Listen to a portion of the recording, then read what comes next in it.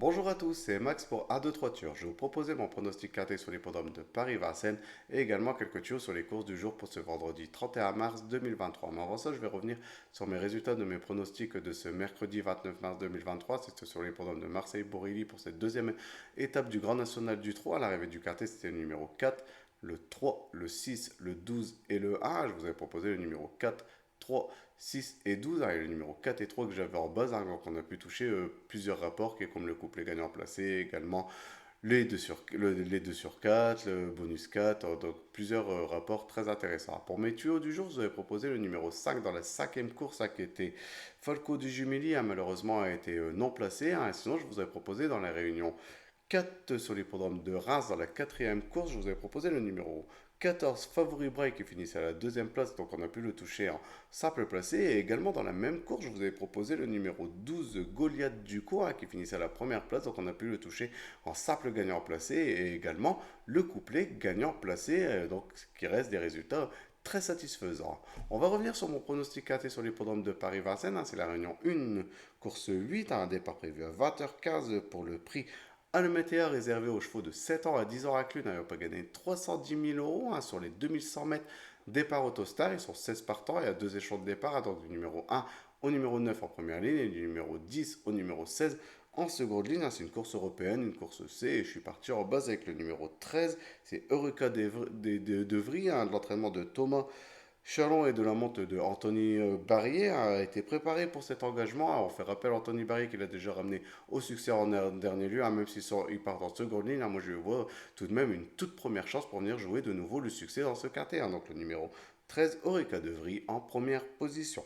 En deuxième position, j'ai mis le numéro 2, c'est Evita Perron, de l'entraînement et de la monte de Mathieu Abrivard. Elle va confirmer sa forme en prenant une deuxième place sur le parcours de vitesse sur l'hippodrome d'Anguin. On peut vraiment en entendre de nouveau un très bon comportement et il devrait jouer les toutes premières places dans ce KTA. Donc le numéro 2, Evita Perron en deuxième position. En troisième position, j'ai mis le numéro 9, c'est Eric Zewell, avec l'entraînement de Thomas Melquist et de la monte de George Goupa. Va confirmer sa forme en prenant une deuxième place sur les podiums de Cordemais, même s'il y aura le numéro 9 derrière la voiture, qui reste un numéro à l'extérieur, mais ça reste quand même en seconde ligne. C'est vraiment un cheval de vitesse. Moi, j'attends vraiment une confirmation. Donc le numéro 9, Eric Zewell, en troisième position. En quatrième position, j'ai mis le numéro 16, qui est Espoir du Noyer. Honnêtement, il serait parti en première ligne. J'aurais sûrement mis en première position. C'est vraiment un cheval qui fait toutes ses courses. On fait appel à Eric Rafa. C'est qu'on lui voit de nouveau une très bonne chance dans ce quartier. Donc le numéro 16, Espoir du Noyer, en quatrième position.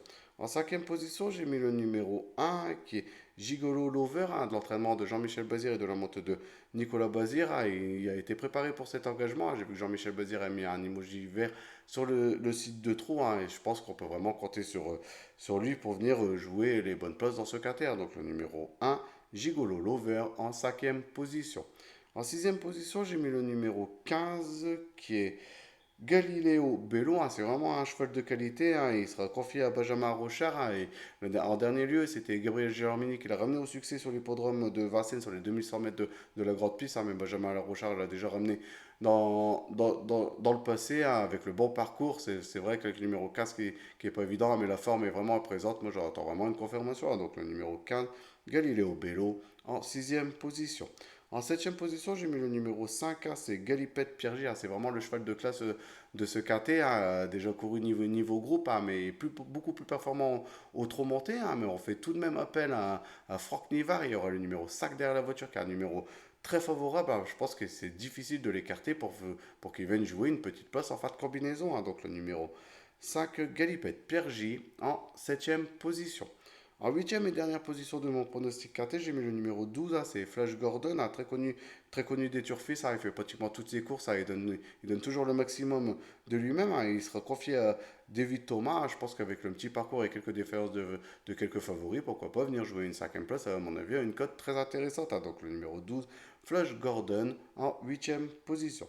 Donc mon pronostic quarté sur l'hippodrome de Paris-Vincennes pour ce vendredi 31 mars 2023, le numéro 13, Eureka Vry, le numéro 2, Evita Perron, le 9, Eric Zewell, le numéro 16, Espoir du Noyer, le numéro 1, Gigolo Lover, le 15, Galileo Bello, le numéro 5, Galipette Piergy Et pour finir, le numéro 12, Flash Gordon. On va rester sur l'hippodrome de Paris-Vincennes pour commencer mes tuyaux du jour et on va faire un retour en marche arrière. On va aller dans la première course de la Réunion et je vais vous proposer le numéro 13 qui est Jour de gloire de l'entraînement de Ernaud Suerzmé. On fait appel à Sébastien Bott qui l'a déjà mené au succès sur l'hippodrome de Rouen-Montcranchy. Il fait toutes ses courses en très grande forme. L'engagement reste plutôt très favorable. Moi, j'en attends vraiment une confirmation. Donc, le numéro 13, Jour de gloire, dans la première course sur l'hippodrome de Paris-Vincennes, donc la réunion 1. Et ça a un départ prévu à 16h03. On va aller dans la cinquième course, toujours dans la réunion de Vincennes, donc la réunion 1. Et je vais vous proposer le numéro 1 qui est Ilaya de l'entraînement de Cyril Rabot et de la monte de Johan Le Bourgeois. Il nous sera proposé d'efférer des 4 qui n'a pas été le cas depuis un certain moment. Je pense que c'est vraiment un engagement visé et très favorable parce qu'il est très bien engagé. On sait que Johan Le Bourgeois, même si avec le numéro 1 derrière la voiture, c'est toujours pas un numéro facile, mais Johan Le Bourgeois, il s'en sert toujours avec merveille. Il va sûrement partir très vite et je pense qu'il peut aller jusqu'au bout et je le vois de nouveau renouer avec le succès dans cette catégorie. Donc le numéro 1, Ilaya, dans la cinquième course sur les programmes de Paris-Vincennes et ça a un départ prévu à 18h23. Normalement, j'arrête pour mes tuyaux du jour parce que je vous en donne que deux à l'origine, mais j'ai eu du mal à en enlever un et je vous en proposais un troisième qui est sur l'hippodrome de Marseille-Vivon à la Réunion 5. Et on va aller dans la cinquième course de la Réunion et je vais vous proposer le numéro 13. Et le numéro 13, c'est Ibis de Charin, de l'entraînement de Xavier Tuelens et de la monte de Jean-Charles Ferron. Il fait pratiquement toutes ses courses comme l'indique ses dernières performances. Un engagement très favorable car il fait partie, car c'est le plus riche du lot. Il détient la meilleure réduction kilométrique sur le parcours. La forme est certaine. Moi, je vois vraiment jouer le succès. J'en fais vraiment une bonne base pour qu'il vienne jouer la victoire dans cette compétition. Donc le numéro 13, Ibis de Charin dans la cinquième course sur l'hippodrome de Marseille-Vivo qui est la réunion 5 et ça a départ prévu à 20h57.